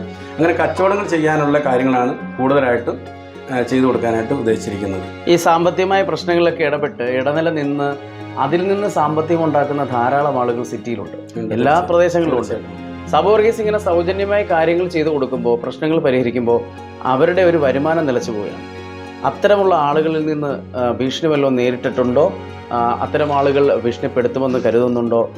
അവരുടെ മുന്നിൽ എങ്ങനെയാണ് ഇനിയും മുന്നോട്ട് പോകാൻ ശ്രമിക്കുന്നത്? അല്ല, എൻ്റെ മുമ്പിൽ നിങ്ങൾക്കിപ്പോൾ സംസാരിച്ച് മനസ്സിലുണ്ട്, എൻ്റെ മുമ്പിൽ ഇതുവരെയും ഭീഷണിയുമായിട്ട് ആരും വന്നിട്ടില്ല. ഇതുവരെയും എൻ്റെ മുമ്പിൽ ഭീഷണിയായിട്ട് ആരും വന്നിട്ടില്ല. പിന്നെ വരാതിരിക്കട്ടെ എന്ന് ഞാൻ ആഗ്രഹിക്കുന്നു. അവരെ ഭീഷണിയായിട്ട് വരുന്നവരെ കൂടി എനിക്ക് വേണമെങ്കിൽ എന്നിലേക്ക് ചേർക്കാൻ എനിക്ക് കഴിയും. അങ്ങനെ ഒരു സംഗതി, ഒരു വൈബ്രേഷൻ എൻ്റെ കയ്യിലുണ്ട്. അപ്പോൾ ഇതുവരെ അവർക്ക് കുറേ ബുദ്ധിമുട്ടുണ്ട്. കുറേ പേര് വിളിച്ച് പറഞ്ഞു ഞങ്ങൾ സെറ്റിൽ ചെയ്യേണ്ട കേസായിരുന്നു, ഞങ്ങളിത് സെറ്റിൽ ചെയ്യേണ്ട കേസായിരുന്നു, സാബു ഇതിൽ ഇടപെടരുത്, ഞങ്ങൾ തീർത്തോളാം, ഞങ്ങൾക്കതൊരു 10 രൂപ കിട്ടുന്ന കേസാണ്. അപ്പോൾ ഞാൻ പറയും, നിങ്ങളത് തീർത്ത് കഴിഞ്ഞാൽ നിങ്ങൾക്ക് 10 രൂപ കിട്ടുന്ന കേസല്ലേ, നിങ്ങൾ അവരുടെ അടുത്ത് നിന്ന് എന്തെങ്കിലും വാങ്ങി അവർക്ക് ആ പ്രശ്നം തീരുമല്ലോ. നിങ്ങൾ ഇത്രയും വേണം, 5000 രൂപ കിട്ടാനുള്ളിടത്തുനിന്ന് 4000 എനിക്ക് വേണമെന്ന് നിങ്ങൾ ആവശ്യപ്പെടരുത്. അത് ന്യായമായ ഒരു നിങ്ങൾ മെനക്കെട്ടതിനോ നടന്നതിനൊരു കൂലി നിങ്ങൾക്കും വേണ്ടേ, നിങ്ങൾക്കും ജീവിക്കുന്ന ആൾക്കാരല്ലേ. സാബു റീസണൊന്നും വേണ്ട എന്ന് തീർത്തും പറയാറുണ്ട്. അപ്പം ചോദിക്കും, നിങ്ങളെങ്ങനെയാണ് ജീവിക്കുന്നത്, നിങ്ങളിതൊന്നും വാങ്ങാണ്ട് 24 മണിക്കൂർ ഈ പ്രശ്നങ്ങളായിട്ട് ജീവിക്കുന്നത് എങ്ങനെയാണെന്ന് ചോദിക്കും. ഞാൻ കൃത്യമായിട്ടും എനിക്ക് എൻ്റേതായിട്ടുള്ള റിയൽ എസ്റ്റേറ്റിൻ്റെ ചെറിയ കച്ചവടങ്ങളും ചെറിയ വാടക കേസുകളൊക്കെ നടക്കുന്നുണ്ട്. അതിലൂടെ ഞാൻ ജീവിക്കുന്നു. എനിക്കത് മതി. എനിക്കൊരു ശേഖരണം എന്നുള്ള സംവിധാനം ഞാൻ നിർത്തിയതാണ്. അങ്ങനെ തന്നെ മുന്നോട്ട് പോകാനാണ് താല്പര്യം. അങ്ങനെയാണ് എനിക്ക് എൻ്റെ പിന്നെ പാലാരിവട്ടത്തെ എൻ്റെ ഒരു ഫിറ്റ്നസ് സെൻറ്റർ, ഞാൻ ഏറ്റവും കൂടുതൽ ആ മേഖലയിലായിരുന്നു. ഫിറ്റ്നസ് സെൻ്ററാണ് വരാൻ പോകുന്നത്. പാലാരിവട്ടത്ത് 10,000 സ്ക്വയർ ഫീറ്റിലൊരു സംഭവമാണ് വരാൻ പോകുന്നത്. ഇത് ഈ കേരളത്തിൽ ഇതും ഒരു വ്യത്യസ്തയാണ്. അതായത് ആശുപത്രികൾക്ക് പകരം ഹെൽത്ത് ക്ലബ്ബ് എന്നുള്ളൊരു ആശയമാണത്. അപ്പോൾ അത് മുന്നോട്ട് കൊണ്ടുപോവുക. ഇനി ഇങ്ങനെയുള്ള കാര്യം ആശുപത്രികളോടുള്ള ഒരു വെല്ലുവിളിയാണോ? അല്ല, അതുമില്ല. ഇതൊക്കെ പറഞ്ഞ ആളുകൾക്കത് മനസ്സിലാവും, ജനങ്ങൾക്കത് മനസ്സിലാവും. ആരും എനിക്കെതിരല്ല, ഞാനും എതിരല്ല. അവരവരുടെ ബുദ്ധിയും കഴിവും ഉപയോഗിച്ച് ആളുകൾക്ക് ഉപകാരപ്രദമായ രീതിയിൽ ജീവിതം മുന്നോട്ട് കൊണ്ടുപോവുക എന്നാണ് ഞാൻ പറയാറുള്ളത്. കേരളത്തിൽ നിരവധി റിയൽ എസ്റ്റേറ്റ് ബ്രോക്കേഴ്സ് സംഘടനകളുണ്ട്. അതിൽ നിന്ന് എന്ത് പുതുമയാണ്, എന്ത് വ്യത്യസ്തതയാണ് IBA താങ്കൾ നടത്തുന്നത്? IBA മുന്നോട്ട് വയ്ക്കുന്ന ആശയം തന്നെ, അതായത് എല്ലാ സമസ്ത മേഖലകളിലും IBA ഇടപെടും എന്നുള്ളതാണ്. റിയൽ എസ്റ്റേറ്റ് ഏജൻറ്റുമാരായിട്ടുള്ള, ബിൽഡേഴ്സായിട്ടുള്ള, ബ്രോക്കേഴ്സായിട്ടുള്ള ആളുകൾ ഈ സാമ്പത്തിക ഘടനയെ, സമ്പദ് വ്യവസ്ഥയെ ഏറ്റവും കൂടുതൽ അനുകൂലിക്കേണ്ട, സപ്പോർട്ട് ചെയ്യേണ്ട ഒരു മേഖലയാണ് ഈ മേഖല. ഇവർ വിചാരിച്ചാൽ ഈ കേരളത്തിൽ വലിയൊരു സമൂലമായ മാറ്റം കൊണ്ടുവരാൻ കഴിയും. ഈ വ്യവസായങ്ങൾ, പുതിയ ഇൻവെസ്റ്റേഴ്സിനെ കൊണ്ടുവരാൻ കഴിയും, വ്യവസായങ്ങൾ കൊണ്ടുവരാൻ കഴിയും, കുറേ ആളുകൾക്ക് ജോലി കൊടുക്കാൻ കഴിയും. അതിലൂടെ ഓട്ടോമാറ്റിക്കലി ഈ സാധാരണക്കാർ, അതാണ് ഞാൻ പറയുന്നത്, സാധാരണക്കാർക്ക് ബിസിനസ് ചെയ്യാനുള്ള പ്ലാറ്റ്ഫോം, അതായത് എല്ലാവരെയും സമ്പന്നരാക്കുക എന്നുള്ളതാണ് നമ്മുടെ ഒരു സിസ്റ്റം പറഞ്ഞുകൊണ്ടിരിക്കുന്ന കാര്യം. സമ്പന്നരാകാൻ അനുവദിക്കുക. IBA വയ്ക്കുന്നൊരു ആശയം അത് തന്നെയാണ്. ആളുകളിലേക്ക് എല്ലാ മേഖലകളിലും ആളുകളെ ഇടപെടുത്തുക. പിന്നെ സാമ്പത്തികമായിട്ട് പിന്നോക്കമായി കിടക്കുന്ന ആളുകളെ റിയൽ എസ്റ്റേറ്റ് ബ്രോക്കർമാർ അവർക്ക് കച്ചവടങ്ങൾ കൊടുക്കുക, ബയേഴ്സിനെ കൊടുക്കുക, സെല്ലേഴ്സിനെ കൊടുക്കുക, അങ്ങനെയൊക്കെയുള്ളൊരു ഇത്. മറ്റുള്ള സംഘടന എന്ന് പറയുന്നത് എനിക്കറിയില്ല, ഈ പറഞ്ഞ വിഷയങ്ങൾ തീർക്കുക. ഇപ്പോൾ റിയൽ എസ്റ്റേറ്റ് ഏജൻറ്റിനെ സംബന്ധിച്ചുണ്ടാകുന്ന വിഷയം എന്ന് പറയുന്നത് അയാൾക്ക് കമ്മീഷൻ കിട്ടിയില്ല എന്നുള്ളതാണ് ഉണ്ടാകുന്ന വിഷയം. നമ്മളൊരു ഏകീകൃത കമ്മീഷൻ വ്യവസ്ഥ ഇവിടെ കൊണ്ടുവരിക, കേരളത്തിൽ കൊണ്ടുവരിക, നിയമപരമായിട്ട് അത് അപ്രൂവൽ ആക്കിയെടുക്കുകയും അതുപോലെ തന്നെ നമ്മൾ എന്താ പറയുക, ഈ ക്ഷേമനിധി ഏർപ്പെടുത്തുക, ആരോഗ്യ ഇൻഷുറൻസ് പരിരക്ഷ ആളുകൾക്ക് ഉണ്ടാക്കി കൊടുക്കുക, ഇങ്ങനെയുള്ള കാര്യങ്ങളാണ് മുന്നോട്ട് വയ്ക്കുന്നത്. ഇപ്പോൾ പറഞ്ഞു വന്നു ചാരിറ്റിയുടെ കാര്യങ്ങളൊക്കെ പറഞ്ഞു വന്നു. അപ്പോൾ ഒന്നുകൂടെ ഒന്ന് ചോദിക്കാനുള്ളത്, ചാരിറ്റി അവസാനിപ്പിക്കണം എന്നൊരു അഭിപ്രായം എവിടെയോ പറഞ്ഞതായി കേട്ടിട്ടുണ്ട്, ശരിയാണോ? ഒരുപാട് സ്ഥലങ്ങളിൽ ഞാൻ പറയുന്നൊരു കാര്യമുണ്ട്. ഒരു ചാരിറ്റി ചെയ്യേണ്ട അവസ്ഥ, അല്ലെങ്കിൽ ചാരിറ്റി വാങ്ങേണ്ട ഒരു അവസ്ഥ ഉണ്ടാകുന്നത് എന്തുകൊണ്ടാണ്? ഒരാളുടെ മുമ്പിൽ കൈ നീട്ടേണ്ട വരുന്ന ഒരു അവസ്ഥ ഉണ്ടാകും. ഒരു മനുഷ്യനും, ഭൂമിയിലൊരു മനുഷ്യനും, അഭിമാനമുള്ള ഒരു മനുഷ്യനും ഒരാളുടെ അടുത്തുനിന്ന് ഒരു 100 രൂപ വാങ്ങിയിട്ട് ജീവിക്കണമെന്ന് ആഗ്രഹിക്കില്ല, ശരിയല്ലേ? അപ്പോൾ അത് ഉണ്ടാകുന്ന അവസ്ഥ എന്തുകൊണ്ടാണ്? അവൻ്റെ ജീവിത സാഹചര്യം അത്രയും താന്നു പോയതുകൊണ്ട്. അവന് ജോലി ചെയ്യാനുള്ള മേഖല ഇല്ലാണ്ടാകുകയും അവന് താമസിക്കാനുള്ള, ഇല്ലെങ്കിൽ ഭക്ഷണം കഴിക്കാനുള്ള സാഹചര്യം ഇല്ലാണ്ടാകുന്നവന് പണം ഇല്ലാതാകുക എന്നുള്ളതാണ്, അല്ലേ? പണം ഉണ്ടാകണമെങ്കിൽ പണി ഉണ്ടാകണം, പണിയില്ല എന്നുള്ളതാണ് നിങ്ങൾ കണ്ടല്ലോ. ഇവിടെ എനിക്ക് തോന്നുന്നു സാന്റാമോണിക്ക 7000-ലധികം ആളുകളെയാണ് കഴിഞ്ഞ 2 മാസം മുമ്പ് കയറ്റിവിട്ടിരിക്കുന്നത് കാനഡ വിദേശത്തേക്ക്. അപ്പോൾ ഇവിടെയുള്ള മക്കളൊക്കെ ഈ ആളുകൾ പറയുമ്പോൾ തന്നെ വിദേശ രാജ്യങ്ങളിലേക്ക് പോയിക്കൊണ്ടിരിക്കുക. ഞാൻ പറയുന്നത്, ഇവിടെ മണ്ണുണ്ട്, കല്ലുണ്ട്, മണലുണ്ട്, വെള്ളമുണ്ട്, കരണ്ടുണ്ട്, എല്ലാ സംവിധാനവും ഉണ്ട് ഇവിടെ കേരളത്തിൽ. ദുബായിൽ മണ്ണില്ല, കരണ്ടില്ല, വെള്ളമില്ല, വെളിച്ചില്ല, ഒന്നുമില്ല, ഒക്കെ പുറത്തുനിന്നാണ് വന്നിരിക്കുന്നത്, അല്ലേ? അവിടെ നിങ്ങൾ കാണും മരുഭൂമിയിൽ നിരുത്ത മണലെടുത്തിട്ടാണ് അവിടെ ഉണ്ടാക്കുന്നത്, അതല്ല. അപ്പോൾ എല്ലാം പുറത്തുനിന്ന് വരുന്നത്. അവിടെ ഭക്ഷണം കഴിക്കാനും ആളുകൾ പുറത്തുനിന്ന് വരുന്നത്, ഭക്ഷണം ഉണ്ടാക്കുന്ന ആളും പുറത്തുനിന്ന് വരുന്നത്. ഇവിടെ ഇതെല്ലാം കേരളത്തിൻ്റെ മണ്ണിൽ ഇതെല്ലാം ഉണ്ട്. ഇതൊന്ന് ഒരൊറ്റ ആൾ വിചാരിച്ചാൽ, ഇവിടെ കേരളം ഒരൊറ്റ ആൾ വിചാരിച്ച് നന്നാവും. ഈ പറഞ്ഞത് ആരായിരിക്കണം? അല്ലാതെ നിങ്ങൾ ജനങ്ങൾ പറഞ്ഞോളൂ ആരായിരിക്കണം എന്നുള്ളത്, ജനങ്ങൾ പറഞ്ഞോളൂ, ഞാൻ പറയേണ്ട ആവശ്യമില്ലല്ലോ.